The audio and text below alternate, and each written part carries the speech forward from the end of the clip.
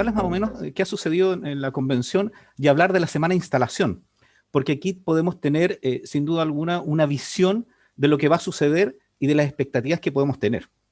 Si vemos la primera presentación, la primera lámina, vamos a recordar que previo al proceso constituyente hubo una generación de movimientos que llamaban a constituir una asamblea constituyente, recuerdo a Gustavo Ruz, por ejemplo, desde los años 90 haciendo esto, para posteriormente tomar un poco más de vuelo con Marca tu Voto, que fue la segunda iniciativa que llamó a marcar el voto, la primera fue Asamblea Constituyente, y posterior a esto, que fueron procesos muy bien intencionados, pero podríamos decir que no tan efectivos como lo que realmente se necesitaba, que era un gran movimiento social, para algunos denominado revuelta, para algunos estallidos, pero sin duda alguna, el cambio constitucional que tenemos hoy día tiene por gran impulsor a los movimientos sociales a nivel nacional. O sea, nada de lo que tenemos acá se hubiera logrado si no hubiera salido la ciudadanía a la calle. De hecho, los que proponíamos otras vías, yo estaba por la vía pedagógica para llegar a la convención, nos faltaba este impulso. O sea, hay que reconocer que el movimiento social es el que logra esto. Ya Camilo Enríquez en los primeros indicios de la formación de la Constitución nos decía: una generación no puede sujetar irrevocablemente a sus leyes a las generaciones futuras. Estamos claros. Es más, yo recomendaba que esta Constitución no puede durar 50 años. Esta Constitución a lo menos va a durar 20 o 25, porque no podemos adjudicarle a los niños de 5 años nuestros errores, tal vez nuestra visión en una situación tan grave como la pandemia, y ellos van a tener un mundo distinto. Tal vez una visión más moderna y más humanizada de la globalización, que es un problema que tuvimos nosotros. Entonces todos los hombres libres tienen derecho a concurrir a la formación de una constitución, y esperemos, mi hijo tiene 5 años, que él tenga la oportunidad de participar en la constitución que va a mejorar la que nosotros vamos a presentar. Entonces debemos posibilitar que ellos tengan ese cambio. Si continuamos, podemos observar que hay un punto que es esencial al analizar qué sucede hoy en la convención, que es cuáles son las fuerzas políticas representadas. Aquí hay movimientos no formales y movimientos que se formalizaron debido a la ley que les impedía participar, y hay representantes de partidos políticos, pero sin duda alguna, todos son fuerzas de representación política. Veamos quién es quién en la convención. En la lámina que ustedes van a ver ahora, tienen la distribución completa de los convencionales. Esto principalmente nos lleva a dilucidar algo que es respecto a la suerte de ilusión que existe respecto a los independientes. Porque tenemos que entender que hay un grupo de independientes, que son la gran mayoría de esta convención, que son independientes no alineados, es decir, son independientes puros, que no venían de partidos políticos. A pesar de que si uno empieza a revisar las bibliografías, o las biografías de cada uno, va a descubrir que hay algunos que fueron candidatos. Hay algunos independientes vinculados a partidos políticos o que fueron por listas de partidos políticos. Y también hay independientes que se habían retirado de otros partidos políticos y fueron bajo los partidos políticos. Entonces tenemos que tener claro de que se está dando y se puede dar dinámicas de partidos políticos dentro de la convención. Y de hecho se están dando esas dinámicas. Y una de las críticas que tenía la ciudadanía que logró este evento era que quería acabar con esa dinámica, con la cultura implementada por los partidos políticos. Si vemos nosotros en la próxima lámina cuál es la conformación de los constituyentes electos por pueblos originarios, ¿cierto? Los escaños reservados. De hecho, yo tengo un par de asesores de mi campaña que me dicen que los escaños reservados me quitaron mi cupo para ser constituyente. Yo debo reconocer que me llamaron a algunos amigos de comunidades y yo les recomendé que votaran por escaños reservados y no votaran por mí, porque ellos no podían perder la oportunidad de representarse en la forma que correspondía. Y los escaños reservados nos podemos llevar algunas sorpresas. Por ejemplo, que podría suponer mucha gente que los escaños reservados representan al mundo de las izquierdas progresistas, y no es así, porque tenemos, por ejemplo, un representante de la UDI, tenemos también a personas que vienen de cargos políticos, tenemos concejales, alcalde Adolfo Villabur de nuestra región, y personas cercanas a otros partidos. Lo otro que tenemos que tener claro es que nos llama una sorpresa, porque nosotros estamos en un territorio que tiende a que pensemos nosotros que los pueblos originarios son solo los pueblos mapuches, ¿cierto? Y nos dimos cuenta en la discusión de la presidencia de la convención que existían dos mundos con respecto a esto. Si vamos a la próxima lámina, nos vamos a percatar que esto se refleja en la votación de la presidencia, que fue el primer hito electoral dentro de la convención. ¿Cómo fue la votación? Veamos. Primero tuvimos dos rondas. En la primera ronda, la actual presidenta Loncón obtuvo 58 votos y en la segunda ronda, como ustedes ven, en la columna del lado tuvo 96. Le siguió Jürgensen, que representaba al sector del rechazo, es decir, al grupo de partidos políticos de derecha que no querían la convención. Y nos apareció Godoy, que correspondía también a pueblos originarios del norte, si no me equivoco. Y logramos obtener como gran hito una presidenta mujer mapuche. Eso sin duda alguna, como ella lo manifestó, y lo podemos ver en otras láminas, pero en la que sigue viene un hito relevante, que nosotros queremos saber cómo votaron nuestros representantes de la región. Y aquí está la votación de los representantes regionales. En la primera votación de la presidencia, solo Helmut Martínez y Manuel Arroyo votaron por Loncón. En la segunda votación de la presidencia, oye, yo voy a hacer una infidencia, yo tengo amigos parlamentarios, yo le hago comentarios respecto a la sesión y me dicen, ¿y tú ves el canal del Congreso? Sí, tú eras. Y esta información, aparte de que hay centros de estudio que lo están elaborando, surge también de que estos días yo he estado muy entretenido viendo todas las sesiones. En la segunda presidencia vamos a ver que fue Chaín, que había votado primero por Polister, votó por Loncón. Y que Eduardo Castillo, de la Universidad Católica, que había votado por Polister, votó por Loncón. Es decir, que Loncón tuvo 4 votos solamente en nuestra región. Y Jürgensen obtuvo la misma cantidad de votaciones, el representante del rechazo. Y Polister tuvo un voto en ambas, que fue Lorena Céspedes. Después, para la vicepresidencia, ustedes se pueden dar cuenta de que Baza, que es el actual vicepresidente, solo tuvo el voto de Helmut Martínez en la primera vuelta. En la segunda vuelta aumentó su votación a 3, lo apoyó Chaín, lo apoyó Castillo y lo apoyó Céspedes. Tenemos que entender que Chaín era el expresidente de la democracia cristiana, ¿cierto? Para los amigos que nos ven que no están acá, él renunció a la presidencia para llevar este cargo, era diputado. Eduardo Castillo está vinculado al Partido Socialista PPD, si no me equivoco, ¿cierto? Partido de centro izquierda. Y ahí la pregunta es, ¿qué se negoció para que cambiaran sus votos? Porque vienen del mundo político. Y después en la tercera votación de la vicepresidencia tenemos que Baza obtiene un voto más. Y que la gran mayoría de los otros constituyentes votaron por Rivera.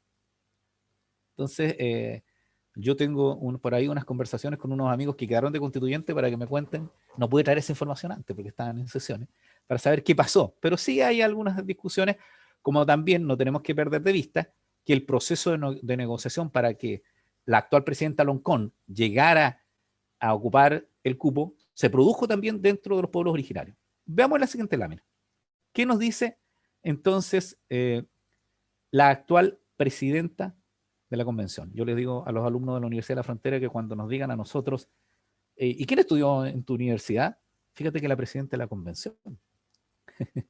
Así que eso nos tiene que llenar de orgullo. Ella dice que tenemos que ampliar la democracia en su discurso, tenemos que ampliar la participación, tenemos que convocar hasta el último rincón de Chile a ser parte de este proceso. La convención debe ser un proceso participativo y transparente, que puedan vernos desde el último rincón de nuestro territorio y oírnos en nuestras lenguas originarias que han estado postergadas durante todo lo que ha sido el Estado-Nación chileno. Aquí la convención tiene una tarea, tiene que dar muestras de ampliar la democracia y no transformarse en un microcongreso. Tiene que salir de Santiago y transformarse en rotativa, recorrer todas las regiones para cambiar la dinámica centralista del Congreso. El Congreso estará en Valparaíso, que es una región, pero se maneja con las dinámicas centralistas de Santiago. Veamos qué sucede más adelante con la convención. Tenemos el primer incidente. El primer incidente es que no se puede realizar la primera sesión, porque la sesión inaugural fue un día domingo y el día lunes no se pudo resolver. Y no se pudo resolver por un problema tecnológico. Acuérdense que el inconveniente que existe, que estamos ocupando unas dependencias, están ocupando unas dependencias del Congreso, que es administrado por la Cámara de Diputados o por senadores, y se implementa y hay un error tecnológico que, según lo que se rumorea, es por el programa operativo utilizado, del Windows 7 al Windows 10, tan sencillo como eso. Y el vicepresidente Baza dice que no confiamos en la palabra del gobierno. No porque las personas que nos dan su palabra pueden ser malas personas, sino porque había un problema de comunicación política que impedía tener certeza a la mesa respecto a la veracidad y confiabilidad de la información que recibimos. ¿Y dónde surge después la respuesta a esto? Cuando la mesa Loncón Basa se reúne con las universidades, principalmente con la Universidad de Chile, y esta les oferta, junto con otras instituciones, el ocupar sus dependencias. Hay un criterio en derecho que dice que cuando se produce una falta de diligencia muy grave, un error muy grave, uno debe suponer que hay mala fe. Es tal la torpeza que la única impresión que a uno le puede quedar que fue intencional. Yo soy de la impresión que hubo intencionalidad de que no funcionara la constituyente regularmente la primera vez. Porque me pregunto, y muchos se preguntan, si esto hubiera sido un foro internacional de la PEC, si hubiera fallado algo. Veamos qué más sucedió en este incidente. El subsecretario de Secretaría General de la Presidencia dice que no hay nada menos cierto que el gobierno quiera negarle la participación de la gente en la Convención Constitucional, que es Máximo Páez. Porque la pregunta es, ¿fue negligencia o fue sabotaje? Porque sin duda alguna, el gobierno actual no quería la constituyente, la convención, a pesar que el acuerdo es el que posibilita que este gobierno tenga viabilidad. Por lo tanto, sin duda alguna, el gobierno debería estar contento que estuviera resolviéndose la convención porque le ahorró un problema muy grave que podría implicar incluso que el actual presidente no estuviera hoy día en el gobierno. Continuamos viendo qué ha sucedido con la convención. La primera discusión del reglamento. Previo a la llegada de constitución de la convención, hubo propuestas de reglamento. Veamos algunas, que son las que por lo menos son más conocidas. Teníamos que resolver algunos puntos esenciales. ¿Cómo se van a organizar las comisiones? ¿Cómo se organiza la convención? ¿Cuál va a ser el procedimiento para determinar borradores de la nueva constitución? Porque la tarea es construir una constitución. ¿Y cuál va a ser el quórum de votación más allá del tercio? Que es el quórum que más se había discutido. Veamos. Tenemos, por ejemplo, como propuesta de reglamento, en la siguiente lámina la vamos a ver, al Centro de Políticas Públicas de la Universidad Católica, que entregó un reglamento de la Convención Constituyente. Ellos entregaron un reglamento hace muchos meses. De hecho, este documento es de abril de 2021. Veamos en la próxima presentación. Tenemos la propuesta para el reglamento de la Convención Constitucional que hace el Centro de Estudios por una Nueva Constitución, que está incorporada por muchos centros de estudio, que eso es lo que ustedes ven. Tenemos otro más que el que pueden ver en la próxima lámina, que son las propuestas para el reglamento de la Convención Constitucional de la Corporación Humana, Espacio Público, la Universidad Diego Portales, el Observatorio Ciudadano, que es Rumbo Colectivo. Y podemos ver, si no me equivoco, la última de las que tengo, que es el reglamento de convención que tiene el Observatorio de la Nueva Constitución. Existen muchos más. Por ejemplo, para no abstraernos, el Instituto de Libertad y Desarrollo hizo una propuesta, pero no como un reglamento en sí, sino como menciones que debe tener el reglamento, más otros colectivos, más otras instituciones o organizaciones que quieren que se recalquen algunos puntos como género, medio ambiente, participación ciudadana, sin olvidarnos que, por ejemplo, el Consejo de la Transparencia presentó una propuesta respecto a la transparencia que tiene que tener la convención. Veamos qué más ha sucedido para acotarnos el tiempo. Me avisan ustedes si me alargo. ¿Cuál es la discusión de las convenciones que tienen que haber? ¿Cómo se va a organizar? ¿Qué se ha votado en este momento? Veamos. Esta lámina que viene ahora nos indica que lo primero que se discutió fue si se iba a ampliar la mesa directiva porque solo hay 2 cargos, presidente y vicepresidente. Si se iba a hacer una comisión de ética, si se iban a incorporar escaños reservados a la ampliación de la directiva, si se iba a crear una comisión de reglamento porque ya se habían entregado algunos reglamentos por parte de algunos sectores, y qué pasa con la comisión de administración financiera porque la convención quiere autonomía financiera. Tiene un presupuesto asignado, pero quiere determinar qué pasa con ese presupuesto.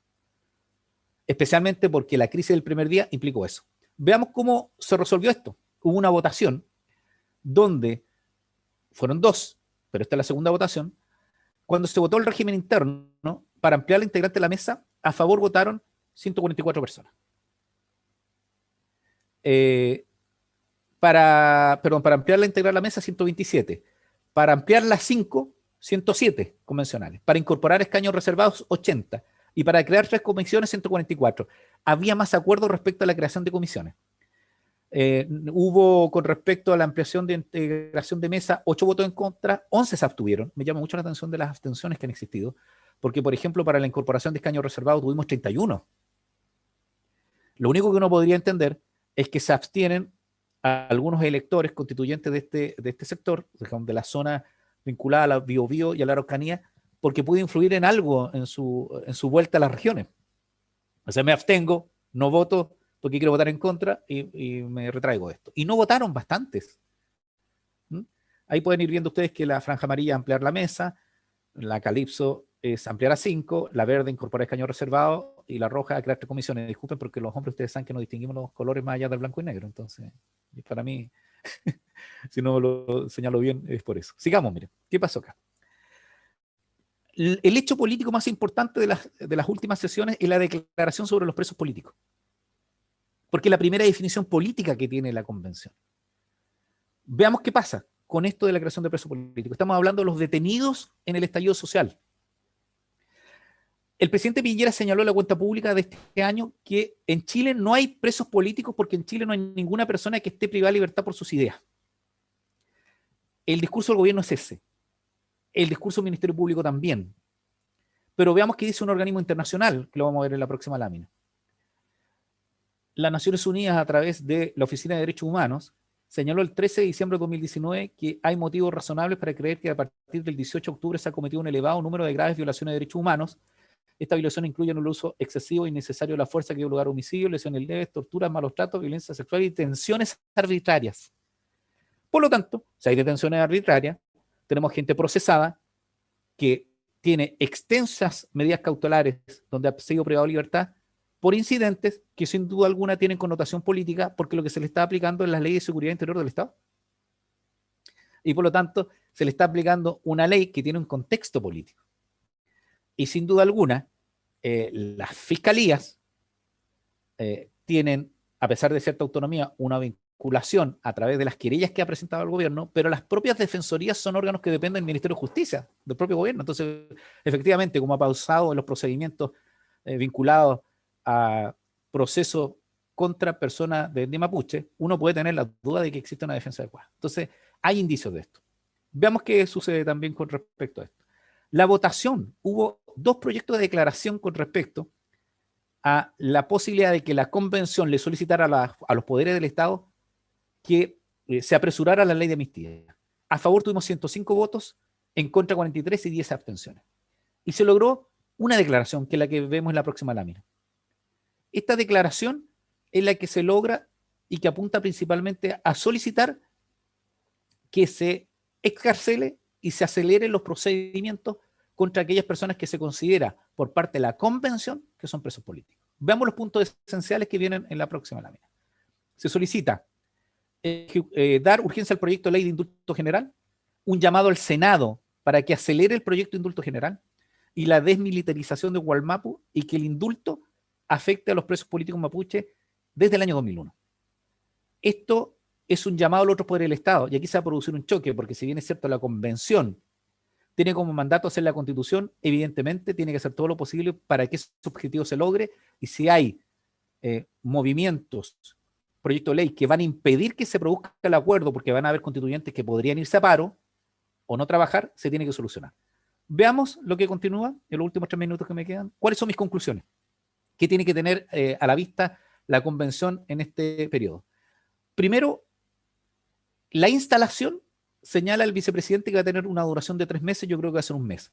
La ciudadanía no va a soportar que la convención se demore tanto en instalarse, lo que es medio injusto, porque es un órgano que está partiendo de cero. Hay muchas críticas ya a la convención, y esas críticas van a aumentar. La primera es crítica a la solicitud de aumento de ingresos para asesores, porque nos suena a la vieja política. Los procesos de negociación para la obtención de las presidencias y las vicepresidencias y los pactos que se están conformando.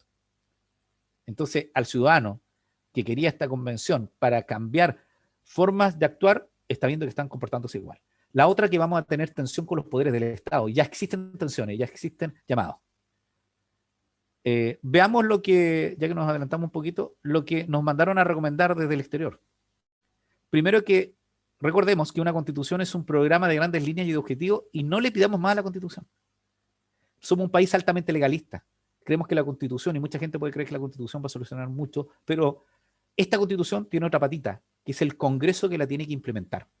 Y por lo tanto es muy relevante el que podamos resolver el próximo Parlamento pro constitución. Y no nos vayamos a llevar la sorpresa que cuando vayamos al referéndum que va a determinar si aceptamos o no la propuesta de la constitución, esta pueda salir rechazada. ¿Cuál es nuestra obligación desde el mundo de las ciencias jurídicas, las ciencias sociales? El motivar a que las personas sigan la discusión de la convención, la cual se va a desgastar con el proceso eleccionario que existe. Y lo otro es que fiscalicemos a la convención. Mi problema no es que acampe gente fuera de la convención. Mi problema es cuántos lobistas están ya adentro, instalados, con escaños reservados, sea de todos los mundos, sean del mundo indígena, sea del mundo de los partidos políticos o los independientes. Tenemos que resguardar que la decisión represente a la mayoría popular que quiso una nueva convención para tener una constitución. Muchas gracias.